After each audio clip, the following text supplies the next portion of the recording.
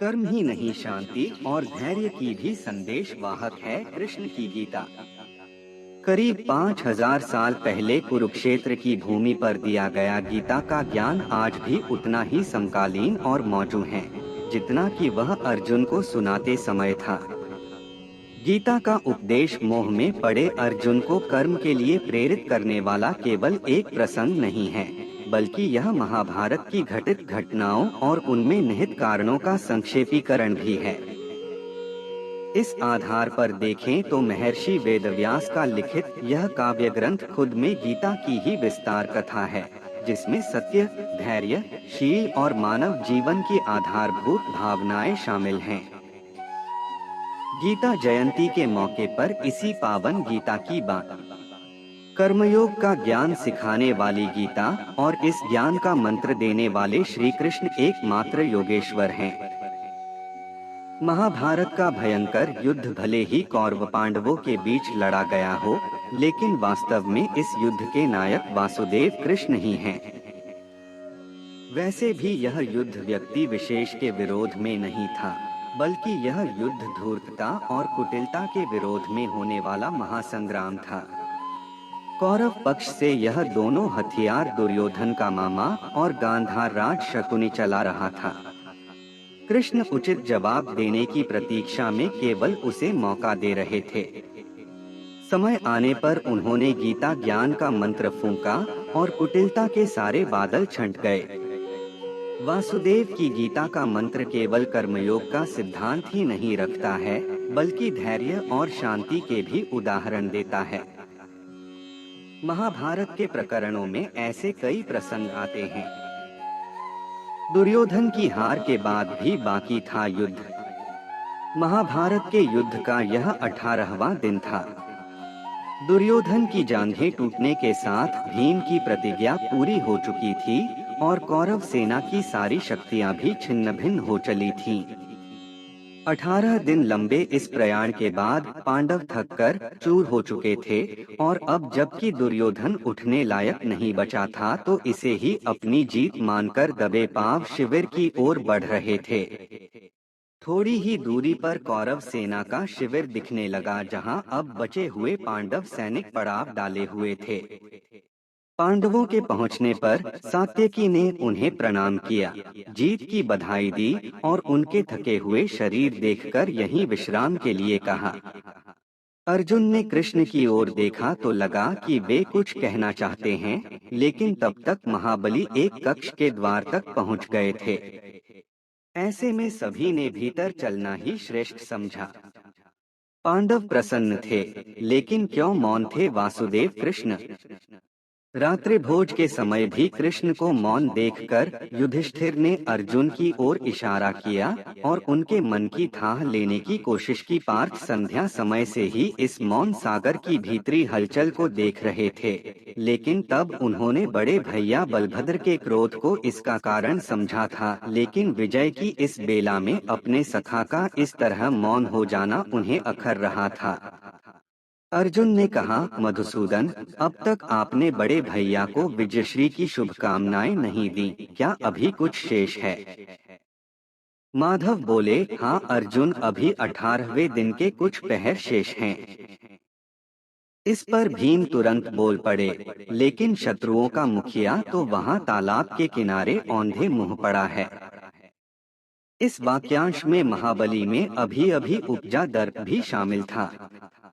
कृष्ण बोले, हे गदाधारी, जब तक आश्वस्त न हो जाओ विजय की घोषणा न करो। स्मरण रहे, अभी तक आप महाराज धृतराष्ट्र से नहीं मिले हैं और उन्होंने अब तक सिंहासन रिक्त नहीं किया है। अर्जुन ने पूछा, तो क्या हमें अभी रात के इस पहर में ही हस्तिनापुर चलना होगा? अश्वत्थामा ने किया पांडव वंश का नाश। कृष्ण मुस्कुराए और बोले, नहीं पार्थ, अभी के लिए केवल तुम सभी को अपने शिविर में चलना चाहिए। इस पर सात्यकी ने कहा, लेकिन वासुदेव, युद्ध में पड़ाव पर विजय का भी महत्व है। यह पांडवों का अंतिम पड़ाव है। यदि बिना किसी निर्णय के पांडव यहाँ से लौटते हैं, तो यह भी उनके कदम पीछे लेने जैसा होगा। सात्यकी की बात शास्त्र सम्मत थी, जिस पर सभी ने समवेत स्वर में सहमति जताई। कृष्ण की बात आई गई हो गई और इसके बाद सभी सोने चले गए। रात्रि के प्रथम पहर के बीतते ही द्रौपदी सुभद्रा के क्रंदन से सारा कुरुक्षेत्र थर्रा उठा।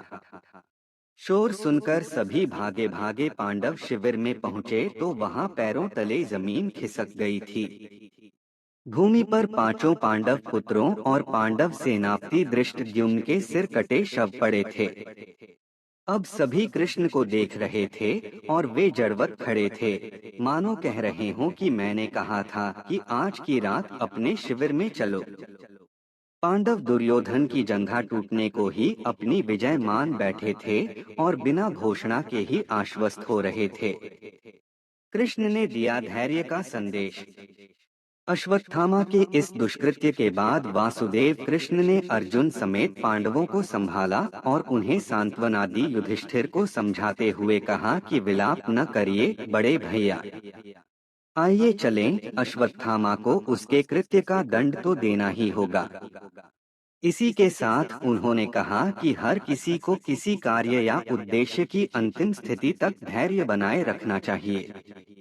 यही वह भावना है जो आपके विजित होने का अंतिम प्रमाण देती है। विजय की घोषणा से पहले ही जो भी सिर्फ अपने उत्कृष्ट प्रदर्शन को ही विजय मान लेता है, कई बार उसे निराशा ही मिलती है। श्रीमद् भागवत गीता सुख में संयम और दुख में धैर्य रखने का हमें देती है ज्ञान। सुख में संयमित रहना तथा दुख में धैर्य बनाए रखना ही गीता का ज्ञान है, जिससे समाज को एकजुट व निस्वार्थ भाव से कार्य करने की प्रेरणा मिलती है। यह विचार गौशाला के पास गुफा वाले मंदिर में आयोजित श्रीमद् भागवत कथा के शुभारंभ पर वाचक राम सखी ने व्यक्त किए। उन्होंने कहा कि भगवान श्री कृष्ण ने करीब 5000 साल पहले कुरुक्षेत्र में गीता का उपदेश दिया था, जिसमें निस्वार्थ जीवन जीने तथा निरंतर परिश्रम करने का ज्ञान दिया है। मेहनत के दौरान परिणाम की लालसा रखना ही लोभ है, जिससे मनुष्य की जिज्ञासा बढ़नी शुरू हो जाएगी और दूसरों का हक छीनना आरंभ कर देगा। श्रीमद् भागवत ग्रंथ में गरीब की मदद, पिछड़ों को सहारा तथा सच्चाई के मार्ग पर चलने के दिशा निर्देश हैं। उन्होंने कहा कि मनुष्य के रूप में जन्म लेना पर्याप्त नहीं होता, इंसानियत धारण करने पर ही मनुष्य कहलाने का अधिकार है। सुख मिलने पर अधिकांश लोग दोस्त व रिश्तेदारों को भूल जाते हैं। सुविधाओं के वशीभूत होकर सामाजिक मर्यादा भी उन्हें याद नहीं रहती, जिस कारण आपसी एकता को खतरा उत्पन्न हो गया। श्रीमद् भागवत कथा सुनने से आत्मिक विचार शुद्ध होने के अलावा पापों का विनाश होता है। कथा के उपरांत हवन किया गया, जिसमें श्रद्धालुओं ने आहुति डालकर विश्व शांति की मन्नतें मांगी गई। इस मौके पर महंत दीनानाथ, पूर्व सरपंच हरफूल चौधरी, जितेंद्र डांगी मौजूद थे। श्री राधा कृष्ण मंदिर की भूमि पूजन के बाद आधारशिला रखकर गर्भगृह की स्थापना। महेंद्रगढ़ गर्भगृह की स्थापना करवाते महंत विट्ठल गिरी। महेंद्रगढ़ श्री लक्ष्मण गिरी गौशाला बुचावास में अक्षरधाम मंदिर की तर्ज पर बनने वाले विशाल श्री राधा कृष्ण मंदिर की भूमि पूजन के बाद आधारशिला रखकर गर्भगृह की स्थापना की गई। इस अवसर पर विद्वान ब्राह्मणों ने मंत्रोच्चारण के साथ अनुष्ठान को संपन्न करवाया। ज्ञातव्य है कि इस गौशाला के संस्थापक महामंडलेश्वर ज्योति गिरी जी महाराज ने लगभग 10 वर्ष पूर्व विकलांग व बेसहारा गायों की देखभाल के लिए इस गौशाला की नींव रखी थी। यह कारण है कि क्षेत्र के लोगों की इस गौशाला व महाराज के प्रति अटूट श्रद्धा है। कठिन समय में परमेश्वर ऐसे देते हैं आवाज, जाने गीता के अनमोल विचार। गीता के बातों का अनुसरण करने से जीवन बदल जाता है। यह व्यक्ति को नया मार्ग दिखाता है। आइए जानते हैं श्रीमद् भागवत गीता के अनमोल विचारों के बारे में। श्रीमद् भागवत गीता में भगवान कृष्ण के उन उपदेशों का वर्णन है जो उन्होंने महाभारत युद्ध के दौरान अर्जुन को दिया था। गीता में दिए उपदेश आज भी उतने ही प्रासंगिक हैं और मनुष्य को जीवन जीने की सही राह दिखाते हैं। गीता में 18 अध्याय और 700 श्लोक हैं जिनमें धर्म के मार्ग का अनुसरण करते हुए सत्कर्म करने की शिक्षा दी गई है। जीवन की सभी दुविधाओं और समस्याओं का हल गीता में मिलता है। माना जाता है कि गीता के बातों का अनुसरण करने से जीवन बदल जाता है और व्यक्ति को हर काम में सफलता मिलती है। आइए जानते हैं श्रीमद् भागवत गीता के अनमोल विचारों के बारे में। गीता उपदेश की महत्वपूर्ण बातें। गीता के अनुसार कठिन समय में जब मन से धीरे से आवाज आती है कि सब अच्छा होगा, वही आवाज परमेश्वर की होती है। इसलिए कितना भी मुश्किल समय क्यों ना हो, हमेशा धैर्य से काम ले, क्योंकि इस समय ईश्वर आपके साथ ही होता है। गीता में श्री कृष्ण कहते हैं कि बढ़ती आयु हर व्यक्ति को इस बात का एहसास कराती है कि उसे किन चीजों को महत्व देना चाहिए और किन्हें नहीं। एक समय के बाद मनुष्य को एहसास होता है कि उसने व्यर्थ ही उन लोगों को महत्व दिया जिनका उनके जीवन में कोई योगदान था ही नहीं।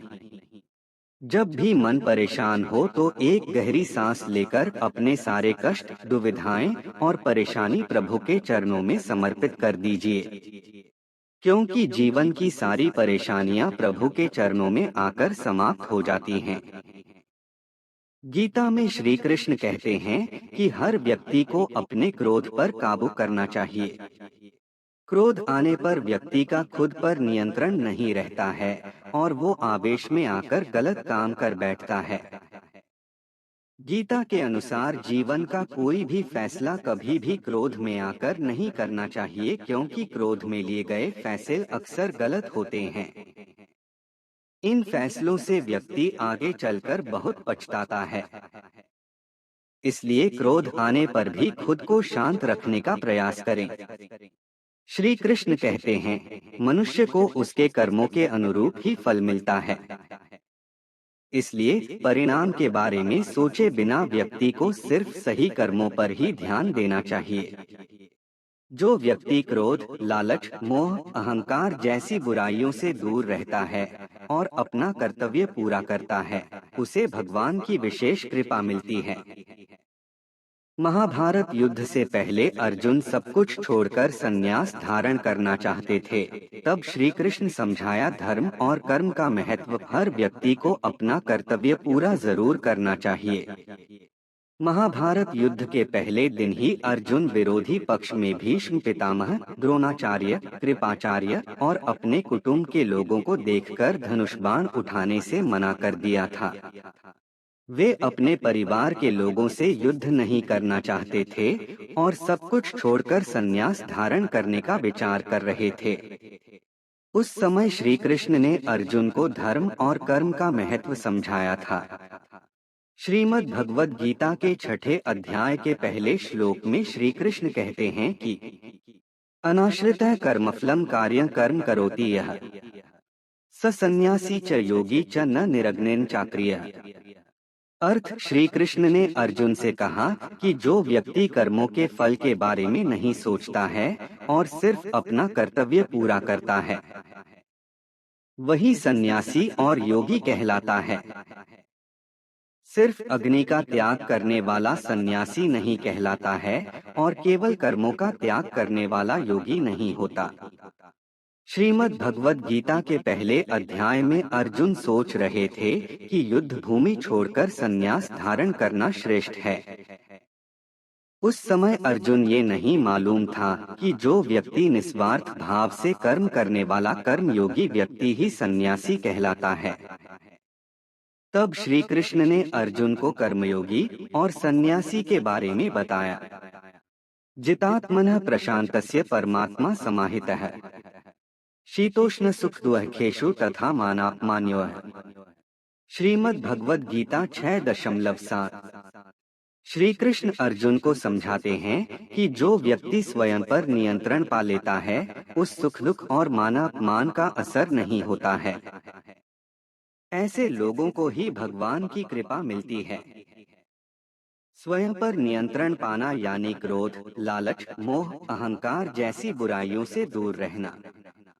कर्तव्य से न भागना और धर्म के अनुसार कर्म करना ही व्यक्ति का लक्ष्य होना चाहिए। भगवत गीता की 15 बातें जो जीवन में बहुत काम आती हैं, जानिए।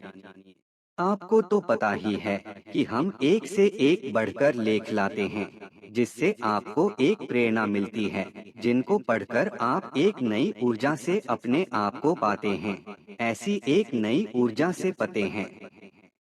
ऐसी एक नई ऊर्जा के लिए, आपके एक प्रेरणा के लिए हम भगवत गीता, जो कि श्री कृष्णा द्वारा अर्जुन को कही गई बातें जिनमें दुनिया का पूरा ज्ञान है और सारे प्रश्नों के उत्तर दिए गए हैं, तकरीबन 700 श्लोक और 18 अध्याय में से कुछ 15 बातें मैं आपके लिए इस लेख के द्वारा लाया हूँ।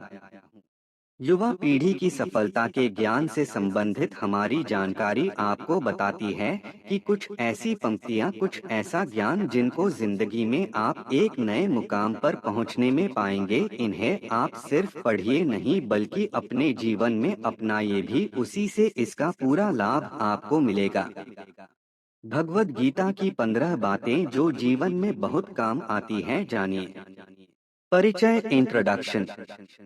जैसा कि हम सभी को पता है कि भगवत गीता सिर्फ एक किताब नहीं है, बल्कि संसार के सभी प्रश्नों की एक उत्तर मिला है। इसमें दुनिया भर का ज्ञान शामिल है। हिंदू धर्म पर आधारित भगवत गीता युवाओं के लिए एक नया वरदान के रूप में सामने आई है।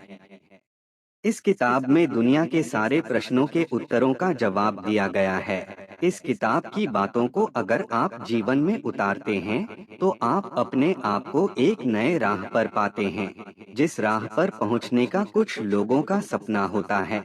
अपने ज्ञान के चलते और इस किताब के चलते और एक पॉजिटिव अप्रोच के चलते अपने जीवन का सही मार्ग, सही दिशा पा लेते हैं। किताब आपको काफी कुछ सिखाती है। कर्म करो, फल की चिंता मत करो। श्री कृष्ण कहते हैं, कर्म करो, फल की चिंता मत करो। हमें अपने कर्मों पर ज्यादा ध्यान देना चाहिए अपने फल की तुलना में, क्योंकि हमारे जैसे कर्म रहेंगे वैसा ही हमारा फल रहेगा।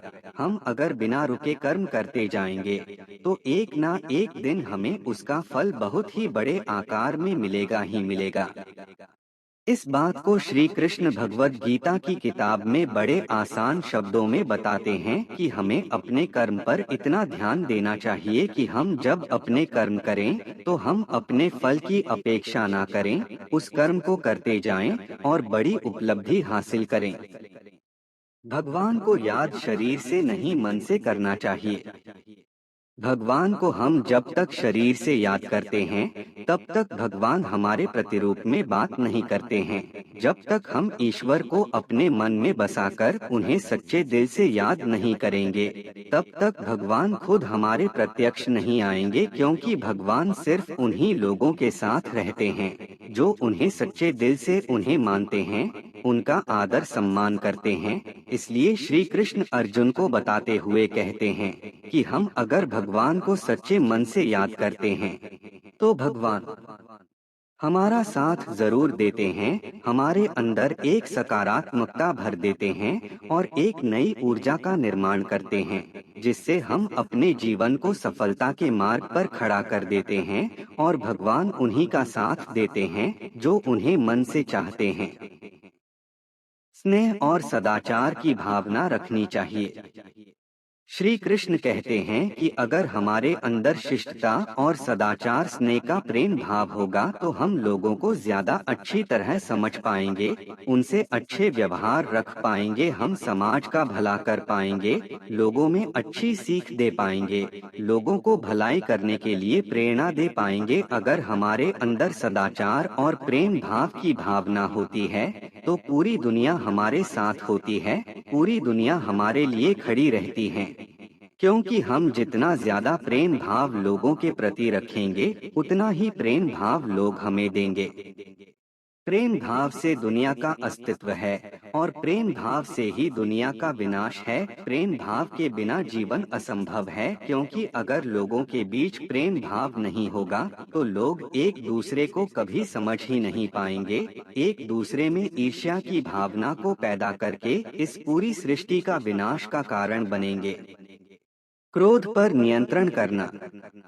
श्री कृष्ण कहते हैं कि क्रोध को पी जाना ही बेहतर है, क्योंकि हमें क्रोध जब आता है तो काफी सारी नुकसान कर देता है। गुस्सा हमें आता है, पर उस गुस्से को हम उतारते किसी और व्यक्ति पर हैं, जिससे दोनों के मध्य बुराई की भावना उत्पन्न होती है। इसलिए श्री कृष्ण ने क्रोध को बहुत ही खराब माना है और कहा है कि व्यक्ति को क्रोध नहीं करना चाहिए। उसको अगर किसी बात पर क्रोध आ भी रहा है तो उस बात को वह शांति पूर्वक सुने समझें और उस परिस्थिति को देखकर उसमें सुधार करें, ना कि क्रोध करें। क्रोध एकमात्र ऐसा जरिया नहीं है। क्रोध से कुछ भी हासिल नहीं होता है, ना ही कुछ सुधार होता है। क्रोध से सब कुछ बर्बाद ही होता है। इसलिए क्रोध ना हम कभी करें और ना करने दें। इस बात को अगर जीवन में अपना लिया तो आप लोगों को कुछ नए नजरिए से देखेंगे, जिससे एक नई ऊर्जा उत्पन्न होगी और इस ऊर्जा से आपके जीवन पर बहुत ही गहरा प्रभाव पड़ेगा और आपकी जिंदगी काफी हद तक निखर कर सामने आएगी। मिट्टी से बने हो, मिट्टी में ही मिल जाओगे।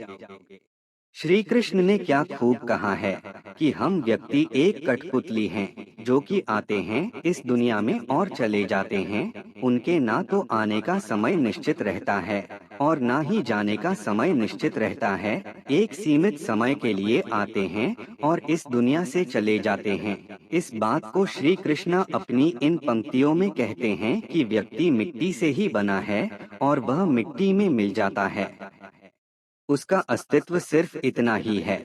इसलिए व्यक्ति को लोभ लालच की भावना नहीं रखनी चाहिए, क्योंकि ना तो वह कुछ लेकर आता है और ना ही वह कुछ लेकर चला जाता है।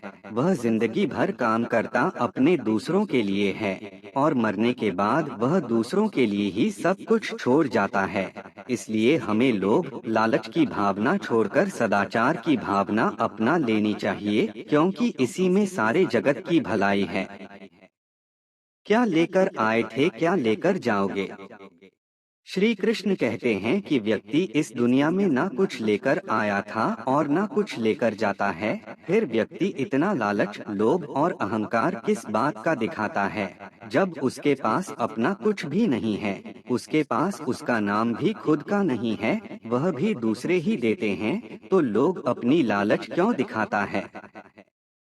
व्यक्ति एक क्यों भूल जाता है कि वह इस दुनिया में कुछ लेकर नहीं आया था और ना ही कुछ लेकर जाने वाला है, पर वह लोगों में बुराई पैदा करता है, लोगों को नुकसान पहुंचाता है, इस जगत के स्रोतों का गलत इस्तेमाल करता है, पर वह यह भूल जाता है कि वह कुछ लेकर जाने वाला नहीं है, सब कुछ यहीं छूट जाएगा। तो लालच और लोभ किसी बात का नहीं रखना चाहिए।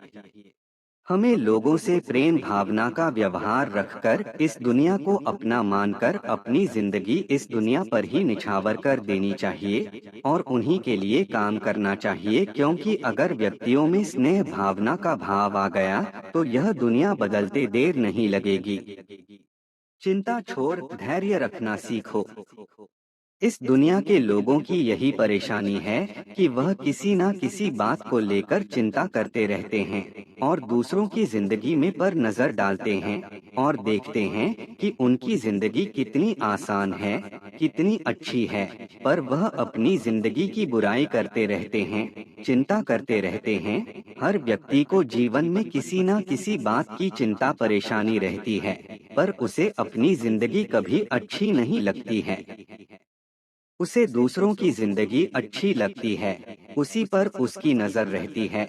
इस बात को श्री कृष्ण कुछ यूँ कहते हैं कि हमें चिंता छोड़कर ध्यान रखना चाहिए। जीवन में जो कुछ भी होगा अपने निश्चित समय पर होगा ही, उस पर हमारा कोई हाथ नहीं है, यह हमारे हाथ में नहीं है। इसलिए चिंता छोड़कर हमें अपने कर्म पर ध्यान देना चाहिए, क्योंकि अगर काम अच्छा होगा तो सब अच्छा होगा। इसलिए चिंता छोड़कर धैर्य रखो, जो होना है वह होकर रहेगा, इसमें ना हम कुछ कर सकते हैं और ना ही कुछ कर पाएंगे, यह हमारे हाथ में नहीं है। इसलिए अपने कर्म पर फोकस करें, उसी से इस जीवन का निर्माण और विनाश होगा। त्याग को अपनाओ। जिंदगी में त्याग बहुत अहम भूमिका निभाता है। जो व्यक्ति त्याग करना जानता है, वह अपने जीवन में वह सब कुछ पा लेता है जिसकी वह चाह रखता है। वह ऐसे मुकाम पर पहुंच जाता है जहां पर कभी वह जाने की सिर्फ सोचा करता था। ऐसे मुकाम को हासिल करने के लिए हमें अपनी जिंदगी में काफी कुछ छोड़ना पड़ता है। हमें अपने ऐसो आराम और अपनी रोजमर्रा की जिंदगी को छोड़कर कुछ ऐसी जिंदगी को अपनाना पड़ता है जिसको हम कभी जीना नहीं चाहते हैं, पर उस जिंदगी को जीकर हम अपने आने वाली जिंदगी को इतना बेहतर बना लेते हैं कि हमारा पूरा जीवन सफल हो जाता है। इसलिए श्री कृष्ण कहते हैं कि जीवन में त्याग करते रहना जरूरी है। अगर हम त्याग नहीं करेंगे तो इस जीवन का कोई उद्देश्य नहीं रहेगा। जीवन में त्याग करना जरूरी है। त्याग से हमारे खुद में परिवर्तन होता है और जिंदगी में भी सुधार होता है। इसलिए त्याग करते रहना चाहिए। परिश्रम पर विश्वास रखो। श्री कृष्ण कहते हैं कि हमें अपने परिश्रम पर विश्वास रखना चाहिए। अगर हम अपने परिश्रम पर विश्वास रखेंगे तो हमें कभी हार का सामना नहीं करना पड़ेगा। अगर हम अपने कर्म परिश्रम मेहनत पर अटूट विश्वास रखकर उसे कायम रखेंगे तो हमें उससे बहुत अच्छे परिणाम मिलेंगे। वह परिणाम आपको जीवन जीने में बहुत आसान होंगे, क्योंकि एक परिश्रम ही है जो एक रंग को राजा बना देता है और राजा को रंग बना देता है। अगर आप परिश्रम और सही निर्देश और सही दिशा में काम करते हैं तो जीवन में सफल होना पक्का ही है। पर अगर आप अपने परिश्रम पर विश्वास नहीं रखते हैं, उसमें आप धोखा करते हैं, तो आप याद रखना कि आप धोखा भी खुद के साथ कर रहे हो। इससे ना ही किसी और की जिंदगी बनेगी और ना ही कुछ होगा। आप धोखा करोगे तो खुद के साथ। इसलिए अपने परिश्रम पर इतना विश्वास रखें कि जो आप कर रहे हैं वह आपको एक ऐसा परिणाम दे जिसकी आपने कभी अपेक्षा भी नहीं की होगी। लोगों को स्नेह से जीतो। लोगों को स्नेह प्रेम भाव से ही जीता जा सकता है। अगर हमें लोगों के बीच रहना है तो उनसे सदाचार का व्यवहार रखना जरूरी होता है। अगर हम उनसे प्रेम भाव से बात करते हैं तो वह भी वैसे ही हमसे बात करते हैं। हम अगर उनका आदर सम्मान करेंगे तो वह भी हमारा आदर सम्मान करेंगे, क्योंकि सम्मान देने से ही मिलता है और सम्मान प्रेम भाव से ही हासिल किया जा सकता है। बिना स्नेह प्रेम भाव के लोगों को जीतना बिल्कुल नामुमकिन सा है।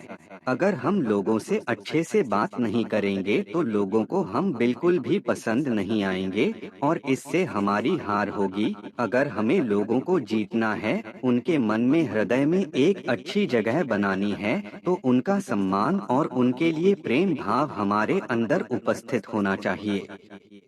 जैसा करोगे वैसा ही पाओगे। श्री कृष्ण कहते हैं कि हमारे कर्म ही हमारा परिणाम होता है, क्योंकि जैसी करनी होगी वैसी ही भरनी। जैसा हम कर्म करेंगे वैसा ही हम पाएंगे। अब ऐसा ही हम भरेंगे। हमारे कर्म हमारे कल को दर्शाते हैं। हम एक दिन के कर्म करने से कोई महान व्यक्ति नहीं बन जाएंगे। हमें अपने कर्म को लगातार करते रहना पड़ता है और सफल होने के बाद भी, अच्छे परिणाम आने के बाद भी हमें उन्हें लगातार करते रहना पड़ता है, उन्हें कायम बनाने के लिए। क्योंकि एक सफल व्यक्ति को तभी मिलती है जब वह उसकी कदर करना सीख जाता है, उसे कायम रखना सीख जाते। अगर व्यक्ति सफलता को कायम रखना नहीं सीखता है तो वह सफलता उसके पास कभी आती भी नहीं है। इसलिए श्री कृष्ण अपनी आसान पंक्तियों में कहते हैं कि आप जैसा करोगे वैसा ही पाओगे। इसलिए अपने कर्म को इतना मजबूत, इतना सदाचार और शिष्ट धरा बनाइए कि आप सब कुछ हासिल कर पाए जिसकी आप चाह रखते हैं। धर्म अपनाओ। श्री कृष्ण कहते हैं कि धर्म को अपनाना हमारे अस्तित्व में है, वही हमारी पहचान है। हम अपने धर्म से पहचाने जाते हैं, क्योंकि हमारा जितना अच्छा धर्म होगा, हम अपने धर्म को मानते हैं पर उन्हें अपने जीवन में उतार कर अपना कर नहीं देखते हैं। जब तक हम अपने धर्म को अपने जीवन में नहीं उतारेंगे, तब तक हम में कोई बदलाव नहीं आएगा, और जब तक जीवन में बदलाव नहीं आएगा, तब तक आप सफलता के रास्ते तक नहीं पहुंच पाओगे। हर व्यक्ति चाहता है कि वह सफलता हासिल करे, पर वह अच्छी बातों को नहीं अपनाना चाहता है। पर आप अगर सफलता के मार्ग पर जाना चाहते हैं, तो आप जिस धर्म से हैं, उस धर्म को अपनाइए, उसे मानिए, उसकी किताबें पढ़ी है, ताकि आपको उसके बारे में और ज्यादा ज्ञान मिल सके, ज्यादा आप जान सके। उतनी अच्छा हमारा आचरण होगा। अपने आचरण को सुंदर बनाने के लिए हमें अपने धर्म को और भी बेहतर बनाना पड़ेगा। सकारात्मक रहो। श्री कृष्ण कहते हैं कि हमारी सकारात्मकता हमारी बातों और हमारे काम करने के तरीकों से झलकती है। जितना हम सकारात्मकता से अपना काम करेंगे, उस काम को सफल होने की संभावना उतनी ही अधिक बढ़ जाएगी। एक सकारात्मक व्यक्ति हर एक स्थान पर सम्मान पाता है। उसकी सकारात्मक उसकी बातों से प्रतीत होती है, और अपनी बातों से लोगों का मन मोह करना जानता है। सकारात्मकता अगर काम में आएगी, तभी वह काम सफल होगा। नकारात्मकता हमें हमेशा हार का सामना करवाती है। इसलिए सकारात्मकता रखो और काम करते रहो। आत्मा अमर है। श्री कृष्ण ने क्या खूब कहा है, आत्मा अमर है। यह हमारा देह एक रेत की समान है, जो आखिरकार मिट्टी में मिल ही जाता है, पर हमारी आत्मा अमर है। ना इसका कोई अंत है, ना ही कोई इसका मरण है। हमें कोई भी हमारे शरीर को मार सकता है, पर हमारे आत्मा को नहीं मार सकता है। वह कभी मरती ही नहीं है। व्यक्ति को कभी मारा नहीं जा सकता है। इस बात को श्री कृष्ण अपनी भगवत गीता की बातों में बताते हैं कि व्यक्ति कभी मरता नहीं है, उसका शरीर मर जाता है, पर आत्मा से हमेशा के लिए जिंदा रहता है। आप स्वयं अपने जीवन के निर्माता हैं। इन पंक्तियों के द्वारा श्री कृष्ण कहते हैं कि आप खुद ही अपने जीवन के निर्माता हैं। आप जैसा बीज बोएंगे वैसा ही काटेंगे। आप जितना परिश्रम करेंगे, आप उतनी ही अच्छे परिणाम पाएंगे। आप जीवन में जो स्थान की चाह रखते हैं, उस स्थान पर सिर्फ आप एक ही तरीके से पहुंच सकते हैं, वह जरिया है आपकी मेहनत। आप जितनी ज्यादा मेहनत करके अपना अच्छा प्रस्तुत करेंगे, उतना ही अच्छा आप पाएंगे भी। आप खुद अपने जीवन के निर्माता हैं। आप अपने जीवन को बना सकते हैं, बिगाड़ भी सकते हैं, पर लाखों लोग अपने जीवन में कुछ ऐसी आदतों और को अपना लेते हैं, जिससे वह अपनी राह कभी नहीं खोज पाते। वह रास्ते से भटक जाते हैं। हर एक व्यक्ति बड़े बड़े स्थान अपने जीवन में चाहता है, पर वह उसके लिए काम नहीं करता है, और इसका परिणाम है कि वह कुछ बन नहीं पाता है। आपको अगर अपने जीवन में कुछ करना है, तो आपको खुद अपने जीवन के निर्माता बनना पड़ेगा और उसे निर्माण करना पड़ेगा। उससे एक नई राह दिखाना नहीं पड़ेगा। जब तक आप नहीं सीखते हैं, तब तक आप जीवन में कुछ भी नहीं कर सकते हैं। इसलिए श्री कृष्ण कहते हैं कि आप अपने जीवन के स्वयं ही निर्माता हैं। इसलिए आप अपना ज्यादा समय अपने काम को करने में ही निकालें। उपसंहार, कंक्लूजन। श्री कृष्ण द्वारा दिया गया ज्ञान जो आज पूरी दुनिया भर में एक वरदान के रूप में साबित होता है। हजारों साल पहले इस दुनिया के सारे प्रश्नों का एक किताब में समाधान दे गए थे। यह किताब हमें एक नए जीवन दाहिनी देती है, जिससे हम अपने जीवन की राह को और आसान बना लेते हैं। बहुत बड़ा ज्ञान देती है, से एक अच्छे होगा। सकारात्मक सोच और क्रिएटिव थिंकिंग से इस किताब को पढ़ने से हम अपने जीवन में काफी कुछ बदलाव देख पाते हैं। इस किताब में से ही बातें आप जीवन में जरूर अपनाएं। जैसा करोगे वैसा ही पाओगे। श्री कृष्ण कहते हैं कि हमारे कर्म ही हमारा परिणाम होता है। क्योंकि जैसी करनी होगी वैसी ही भरनी, जैसा हम कर्म करेंगे वैसा ही हम पाएंगे। अब ऐसा ही हम भरेंगे। हमारे कर्म हमारे कल को दर्शाते हैं। हम एक दिन के कर्म करने से कोई महान व्यक्ति नहीं बन जाएंगे। हमें अपने कर्म को लगातार करते रहना पड़ता है और सफल होने के बाद भी, अच्छे परिणाम आने के बाद भी हमें उन्हें लगातार करते रहना पड़ता है, उन्हें कायम बनाने के लिए। क्योंकि एक सफल व्यक्ति को तभी मिलती है जब वह उसकी कदर करना सीख जाता है, उसे कायम रखना सीख जाते। अगर व्यक्ति सफलता को कायम रखना नहीं सीखता है तो वह सफलता उसके पास कभी आती भी नहीं है। इसलिए श्री कृष्ण अपनी आसान पंक्तियों में कहते हैं कि आप जैसा करोगे वैसा ही पाओगे। इसलिए अपने कर्म को इतना मजबूत, इतना सदाचार और शिष्ट धरा बनाइए कि आप सब कुछ हासिल कर पाए जिसकी आप चाह रखते हैं। धर्म अपनाओ। श्री कृष्ण कहते हैं कि धर्म को अपनाना हमारे अस्तित्व में है, वही हमारी पहचान है। हम अपने धर्म से पहचाने जाते हैं, क्योंकि हमारा जितना अच्छा धर्म होगा।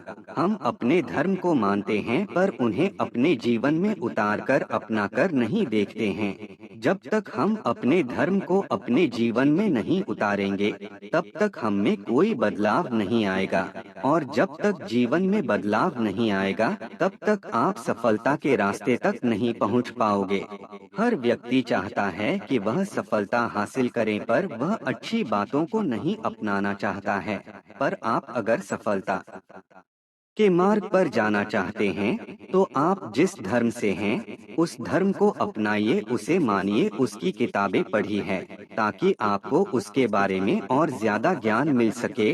ज्यादा आप जान सके उतनी अच्छा हमारा आचरण होगा। अपने आचरण को सुंदर बनाने के लिए हमें अपने धर्म को और भी बेहतर बनाना पड़ेगा।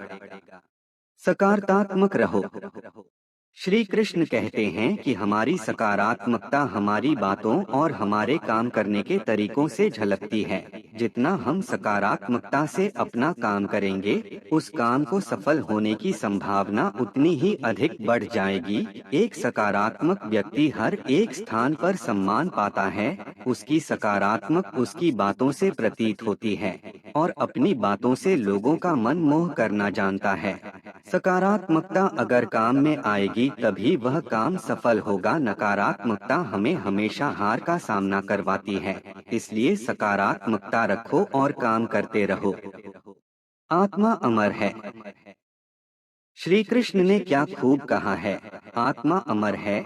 यह हमारा देह एक रेत की समान है जो आखिरकार मिट्टी में मिल ही जाता है, पर हमारी आत्मा अमर है। ना इसका कोई अंत है, ना ही कोई इसका मरण है। हमें कोई भी हमारे शरीर को मार सकता है पर हमारे आत्मा को नहीं मार सकता है। वह कभी मरती ही नहीं है। व्यक्ति को कभी मारा नहीं जा सकता है। इस बात को श्री कृष्ण अपनी भगवत गीता की बातों में बताते हैं कि व्यक्ति कभी मरता नहीं है, उसका शरीर मर जाता है पर आत्मा से हमेशा के लिए जिंदा रहता है। आप स्वयं अपने जीवन के निर्माता हैं। इन पंक्तियों के द्वारा श्री कृष्ण कहते हैं कि आप खुद ही अपने जीवन के निर्माता हैं। आप जैसा बीज बोएंगे वैसा ही काटेंगे। आप जितना परिश्रम करेंगे आप उतनी ही अच्छे परिश्रम परिणाम पाएंगे। आप जीवन में जो स्थान की चाह रखते हैं उस स्थान पर सिर्फ आप एक ही तरीके से पहुंच सकते हैं, वह जरिया है आपकी मेहनत। आप जितनी ज्यादा मेहनत करके अपना अच्छा प्रस्तुत करेंगे उतना ही अच्छा आप पाएंगे भी। आप खुद अपने जीवन के निर्माता हैं। आप अपने जीवन को बना सकते हैं, बिगाड़ भी सकते हैं, पर लाखों लोग अपने जीवन में कुछ ऐसी आदतों और को अपना लेते हैं जिससे वह अपनी राह कभी नहीं खोज पाते। वह रास्ते से भटक जाते हैं। हर एक व्यक्ति बड़े बड़े स्थान अपने जीवन में चाहता है पर वह उसके लिए काम नहीं करता है और इसका परिणाम है कि वह कुछ बन नहीं पाता है। आपको अगर अपने जीवन में कुछ करना है तो आपको खुद अपने जीवन के निर्माता बनना पड़ेगा और उसे निर्माण करना पड़ेगा। उससे एक नई राह दिखाना नहीं पड़ेगा। जब तक आप नहीं सीखते हैं तब तक आप जीवन में कुछ भी नहीं कर सकते हैं। इसलिए श्री कृष्ण कहते हैं कि आप अपने जीवन के स्वयं ही निर्माता हैं, इसलिए आप अपना ज्यादा समय अपने काम को करने में ही निकालें। उपसंहार कंक्लूजन। श्री कृष्ण द्वारा दिया गया ज्ञान जो आज पूरी दुनिया भर में एक वरदान के रूप में साबित होता है, हजारों साल पहले इस दुनिया के सारे प्रश्नों का एक किताब में समाधान दे गए थे। यह किताब हमें एक नए जीवन दाहिनी देती है, जिससे हम अपने जीवन की राह को और आसान बना लेते हैं। बहुत बड़ा ज्ञान देती है, से एक अच्छे होगा। सकारात्मक सोच और क्रिएटिव थिंकिंग से इस किताब को पढ़ने से हम अपने जीवन में काफी कुछ बदलाव देख पाते हैं। इस किताब में से ही बातें आप जीवन में जरूर अपनाएं।